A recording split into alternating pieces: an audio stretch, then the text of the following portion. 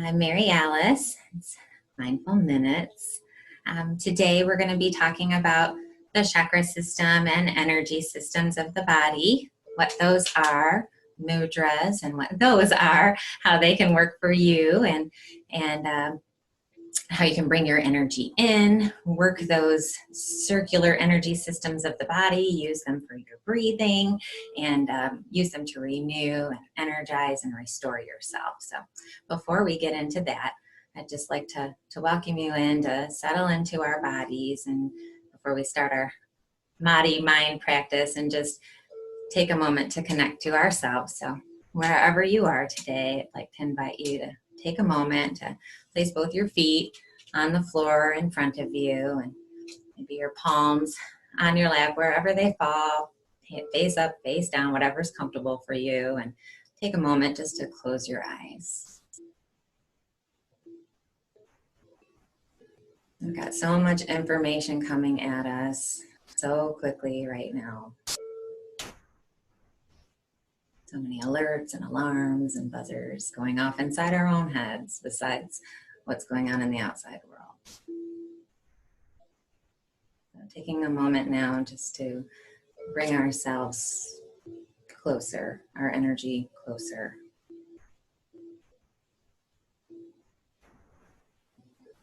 Breathing deeply.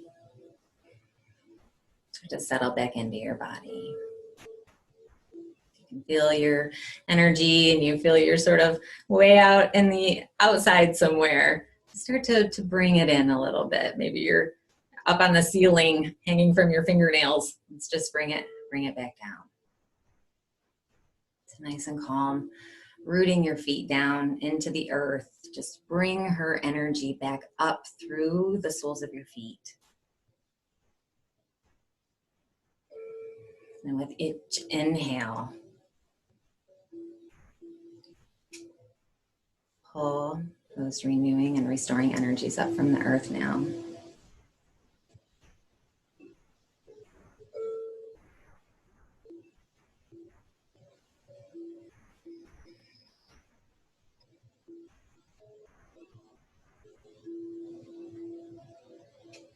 Before we start to talk about our energies and what's surrounding us, we'll start by just letting go of any energies that aren't serving us right now.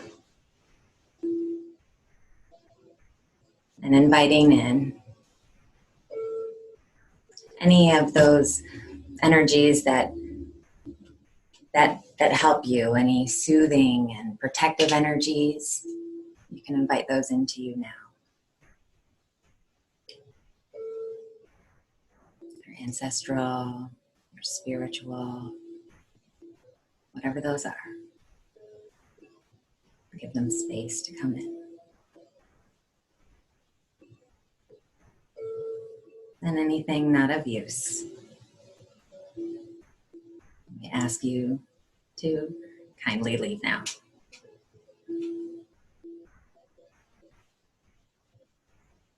And with each inhale and exhale, relaxing just a little bit deeper. As you feel this warm embrace of your guides around you.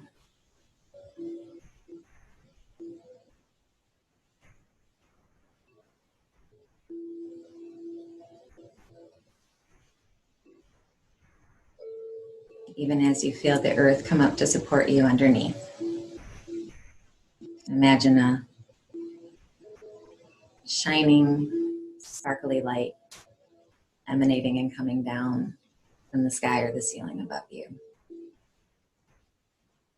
Sinking into every part of your body. If you're sitting, maybe sinking from the crown of your head,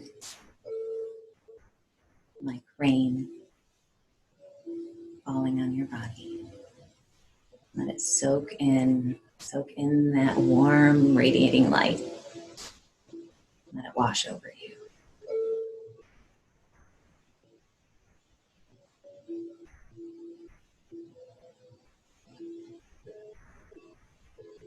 And taking one more moment here to clear out our energies and our breath. And place one hand on your belly and one hand on your chest. And opening your mouth. Nice deep breath in, into your belly. And now extending that deeper still, fill your chest. And exhale. Let's do that again. Fill your belly first, then your chest. Always through the mouth. Exhale. And let's try to get that flow going, keeping your attention on your breath. Filling your belly first, then your chest. Exhaling through the mouth. Inhaling through the mouth, filling our belly. Now our chest. Exhaling. Just feeling that different sensation in our bodies. What does that feel like?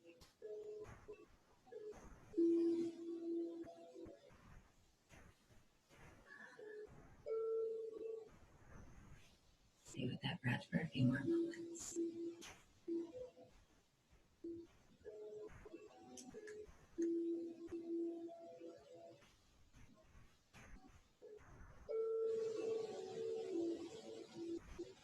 I invite you to your ears now.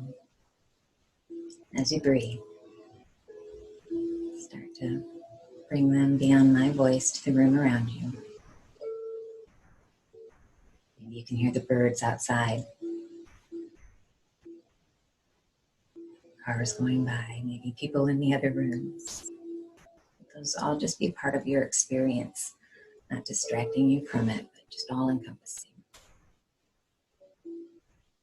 Just notice them and breathe.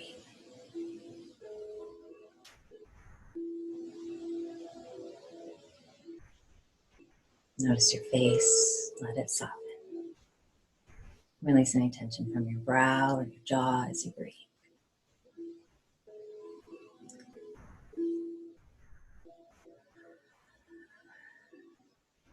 And when you can come to a place of stillness,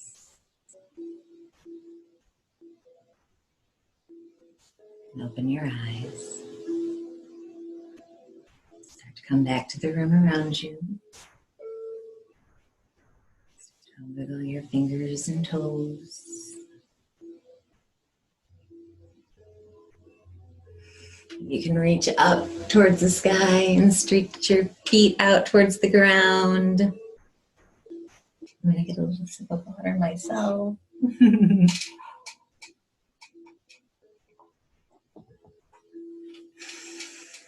Feeling that breath move through our lungs and through our entire torso. We're just expanding on that idea of moving our breath around, moving it around through our whole bodies. And this idea is actually a lead in to the chakra system in the spine. I've got my little model guy here. Most of us are familiar with the spinal system. The spine, I've got a lot of sunlight in here, so I'm not sure how much you can see. So the spine's got 7 major curves in it, and the traditional chakra system is built around these 7 major curves. So we've got 7 chakra systems. So it actually makes it kind of easy to break down. A lot of times I know, even for me, before I demystified the whole chakra system, I found it kind of intimidating, like a lot of the whole yogic science, especially when you get into the Sanskrit and all of these other things. It can be a very intimidating place to go into, but don't be afraid. It's really quite simple. This guy just lost his feet. But so again, the chakra system is really the idea of these energy systems or spheres or wheels that work around the 7 natural curves of the spine. So if any of you are familiar with the idea of chiropractic, this is not really a new idea. The power that made the body heals the body, that if any of these areas have any kind of impingement, then the body is not going to work how it needs to. The information coming from the brain or the central nervous system that goes all down the spine and kind of comes out like fingers through the vertebrae. When you've got an impingement or something is bent or moved out of place, then the spinal information can't get, nerve information, excuse me, can't get down the spine and to your organs where it needs to go. So it's very important that we keep our spinal health in good shape. This is what the Ayurvedic system of medicine is based around, which is the Indian or Eastern system of medicine. Chinese medicine is based around the same idea, which is the idea that there is an impingement, a dis-ease, that by there being a blockage in the way that our information flows, a buildup of blockages is where we eventually will get disease. It's not by putting a pill or removing an organ or something like that by Western medicine's means. That's how we get rid of our problems, which I think most of us know that just kind of proliferates an issue. So going backwards again, to the chakra systems. The first chakra system is the root chakra, and it's based in the sacrum of the spine. And the root chakra is our base instincts. That's our base urges, our primal instincts. This is usually the color red. The root chakra is kind of an animalistic urges. So this is sort of your survival, our primal instincts. A lot of our root chakras are activated right now.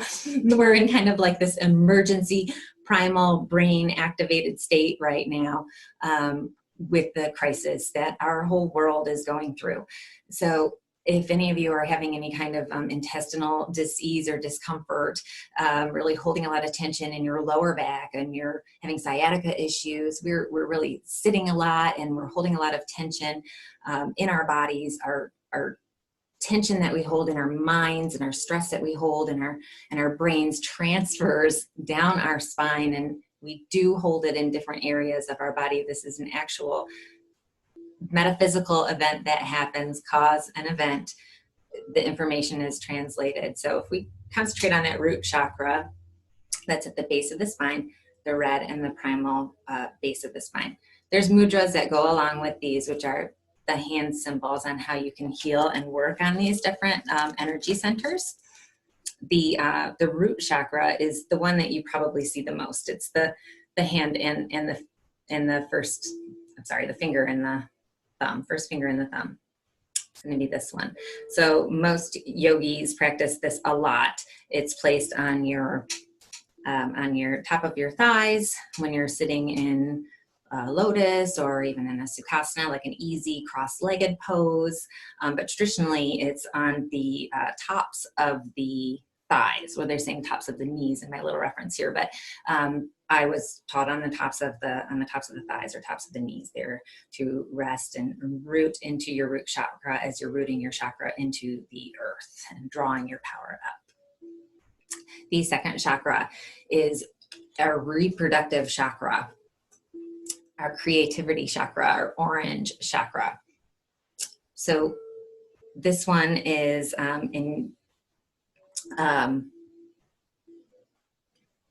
just lost my spot here. This is our reproductive chakra, and where our all of our realities come from in our life.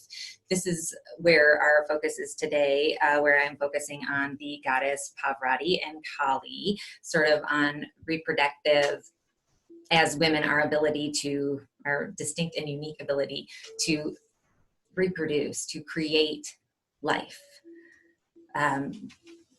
This is unique to us, and unfortunately not something, since it is our own experience, that we can really share with the male species to have them really understand what that is like. So through this divine experience, the reproductive or sacral orange chakra might be an area where, if you've had reproductive issues like myself. I suffered with PCOS and endometriosis for years and years. I had a hysterectomy when I was 35. So this is an area where I have done a lot of work in my sacral chakra. I had some misalignments, and I also found out that at birth, I actually, my sacrum was not, bottom of my spine wasn't closed all the way. It was just something that they just watch and watch for that to close. So there's some interesting connections that have been made further in my life as we go back to some of the issues that I dealt with later on. I was also born with an abdominal hernia quite low at the bottom of my abdominal cavity, which needed to be repaired when I was very young. So it's kind of interesting connections that those came together later in my life. And a lot of the original yoga that I found helpful to me were hip openers, triangle poses, things that were really opening and moving my low back and freeing up that connection between my sacrum, the sacroiliac joint. And it's where I started to really find some joy and movement and freedom again, freedom from pain. And if you have any kind of creative blocks, this might be another area where you might want to work. We also store our past traumas in our hips. So if you're doing any kind of hip opening work and you notice that you get emotional, you've got some traumas that come up and you're really not sure where those come from, or maybe you're in a yoga class or taking a yin class and you notice that sad songs come on during those hip opener poses that you're holding, that is for a reason. That is because our traumas are locked up in our hip joints and our major joints, traumas of the past in our hips, current traumas in our shoulders. That's something just to be aware of while you're working on those areas. So be kind to yourself. If anything emotional comes up at those times, I've seen some crazy things go on at yoga trainings and things like that, where there's just a lot of women or a lot of people in a room all at once, spending a lot of time in some of these poses, and it can get quite intense. That's one way of saying it.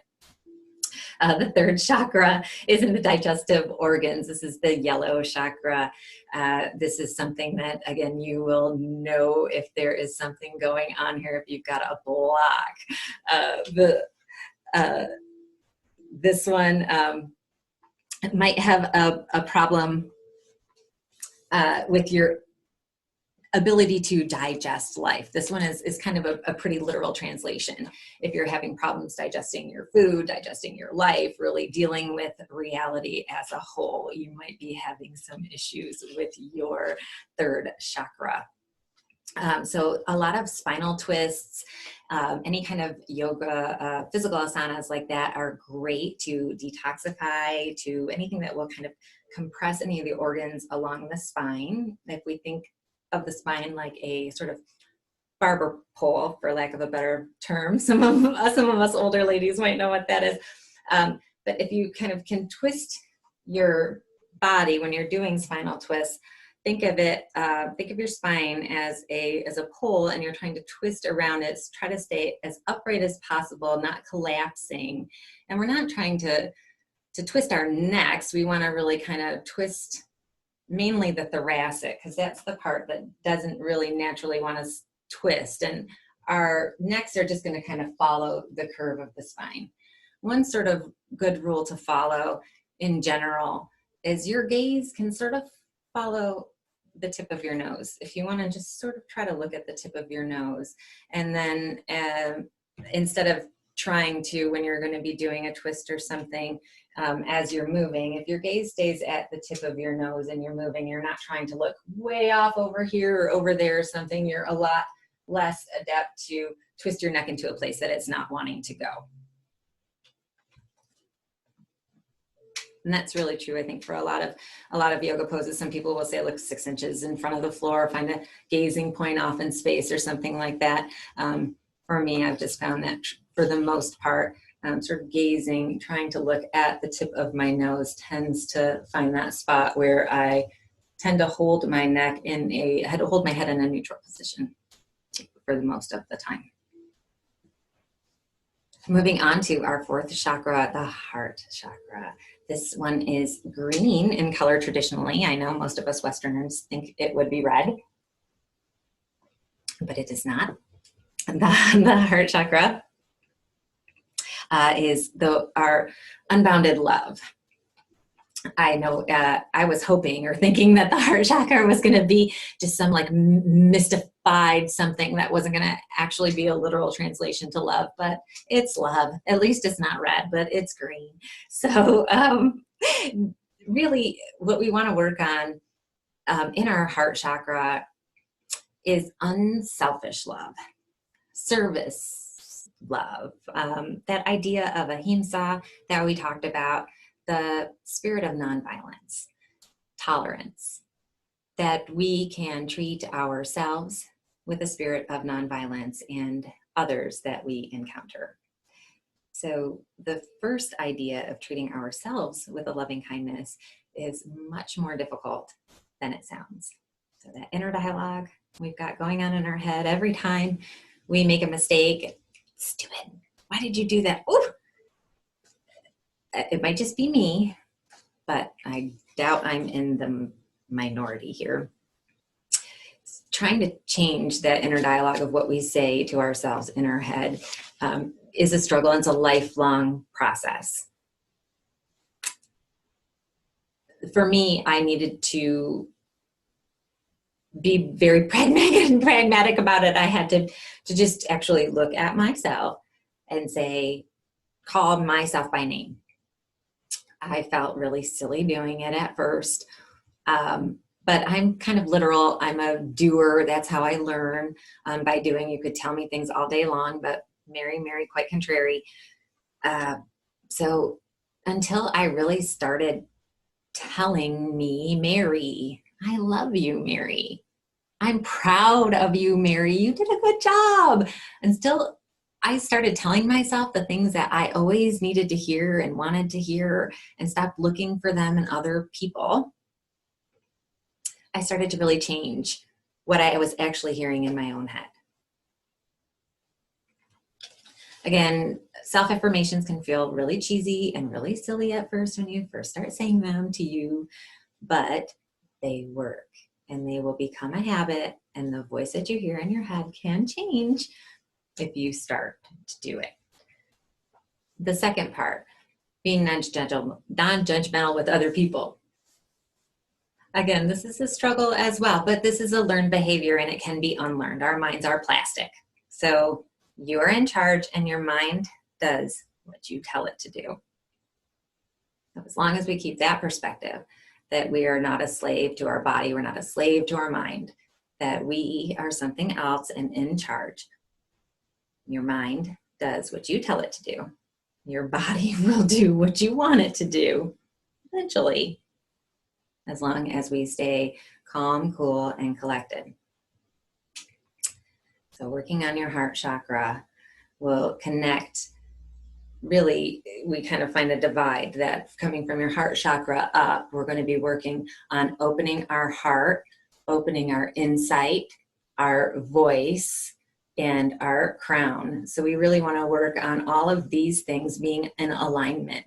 We really find that from here up, if there's any blockages or anything that aren't in alignment, this is where I find a lot of people, our heart's in the right place. I've got great insight with my throat chakra, but it never gets out of my mouth. I have all the right intention in my heart. I have a voice I could use, but it never comes out of my mouth.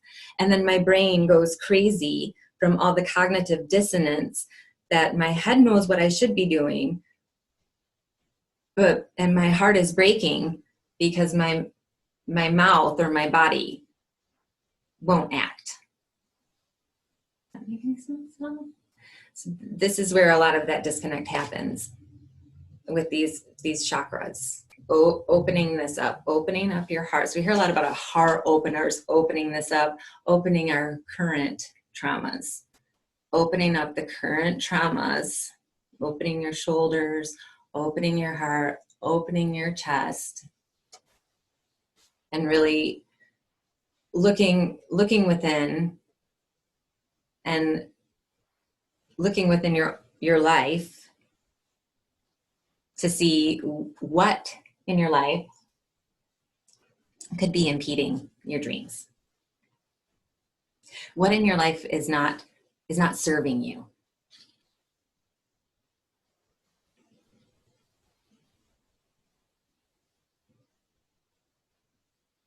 It's a tough one. There's lots of things that we love that are warm, fuzzy, emotional blankets in our life that aren't necessarily good for us and aren't serving us in our walk and our journey to our higher selves. So what's not serving you in your life right now?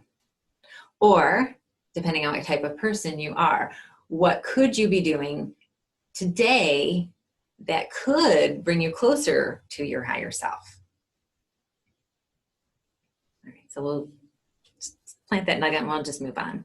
So like I said about your heart, the heart chakra is the fourth chakra, the green chakra. The throat chakra is the blue chakra. And I had to do a lot of work between my head and my heart.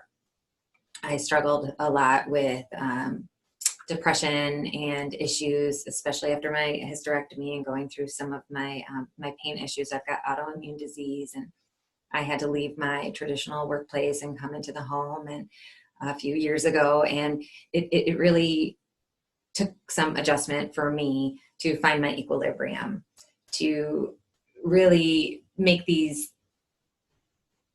things come into alignment, to really make room for what I wanted. It's the idea of, kind of oversimplified and maybe sneaking this one, but of wanting a new car, but there's no room in the garage to park it. I think this is from The Secret. She made this analogy of the law of attraction, of wanting a woman who wanted a husband, and she wanted a partner, and she complained and complained and complained. And one day came home to the realization that her life was too full for anybody else to fit in. She had a garage that was only room for one car. She came into a house with a closet that was stuffed full of clothes, a bed that she took up all for herself. Her entire life was made only for one person.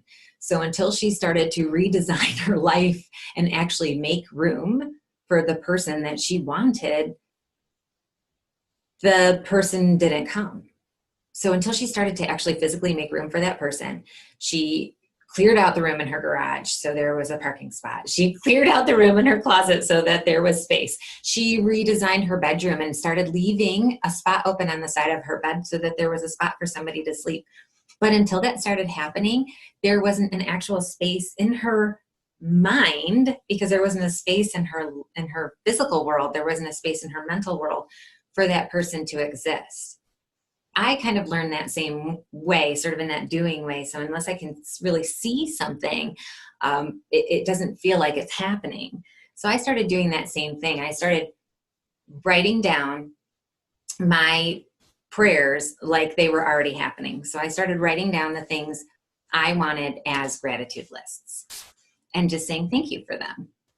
Making my vision boards like these were the things I already had, and just saying thank you for those.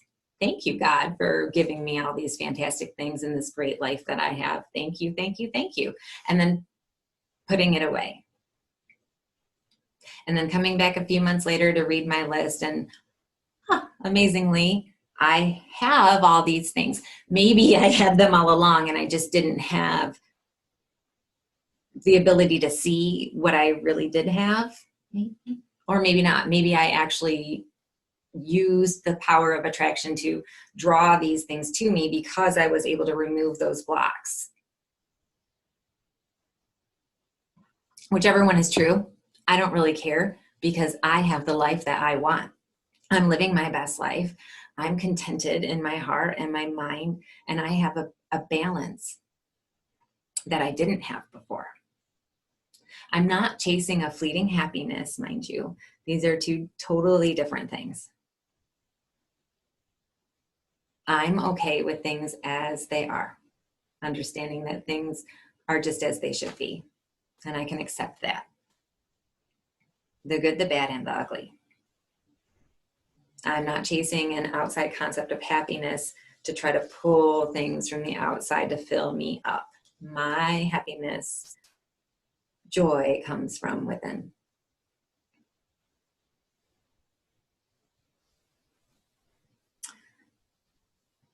Meaning your third eye, chakra of insight.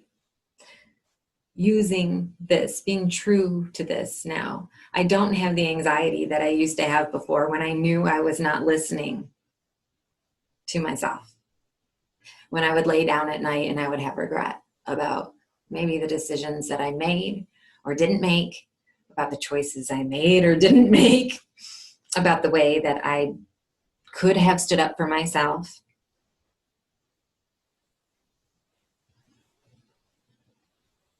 So this third eye chakra, intuition of wisdom, as we're moving up, going up to our higher enlightenment, our higher self. If we use this third eye of wisdom, when we meditate, that's a lot of times what we talk about the front of your mind, or when you bring something to the front of your mind to look at, that's what we're talking about. That use that eye of wisdom, that eye of discernment. And we all have it, and we all know that voice, and we all ignore it a lot. So I'm just asking you to kind of tune into that a little bit more, to tune into kind of some of these fine things that are going on, these nuances that are happening between your head and your heart, and that they're happening for a reason, and that these energy fields are sort of talking to each other and working all together as they spin. And when you feel things out of alignment, maybe like for me, I have headaches.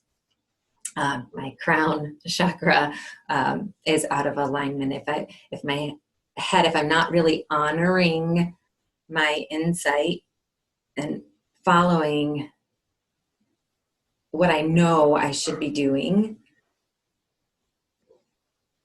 is when I get really raging headaches. When I take on more than I should. When I allow myself to get overwhelmed. When I don't protect my own head and heart from energy vampires. From codependent people. When I don't listen to that voice that says when to say when. I need to protect myself so that I can hold the space for myself and hold the space for other people as well. This crown of wisdom protects me, protects my higher self. So I can place my crown of wisdom on my head to protect my heart so that I can be vulnerable. And I use my crown of wisdom and my third eye of insight to be discerning so that I can be vulnerable and compassionate to my fellow man and loving in a non-violent manner, and also to myself, so that we can be present in our day-to-day lives and not wrapped up in the past or so far forward worrying about the future that we don't have any control over. To be ready when our child needs us, to not be frustrated over my Zoom meeting's not working, which was me yesterday, but to be able to go to him when he wants me to play. That I'm okay and I can go and be ready.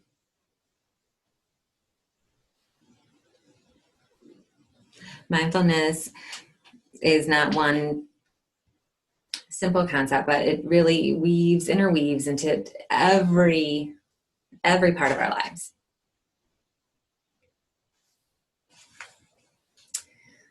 So just a quick recap of the chakras. The root chakra is the red chakra and your base and primal instincts. The sacral chakra is your orange and creative chakra. The yellow chakra is your reproductive chakra and is responsible for your digestion. The fourth chakra is your heart chakra and is green and is responsible for your unbounded love. Your fifth chakra is your throat chakra, your chakra of expression and speech. And your sixth is your third eye chakra, your chakra of insight. And finally, seventh, our crown chakra of wisdom. Oh, I was skipping up, which is violet. And our third eye is purple. So I hope that that gave you a little bit of a clarification to what these chakras are, that they are just energy centers that are aligned along the different parts of the spine as we go. Just again, along those different little curves. So the base, the sacrum, just where we're going to curve again at the, we're going to be at the bottom of the lumbar, to the thoracic, to the cervical, and then up to the base of the spine, and then to the occipital and crown.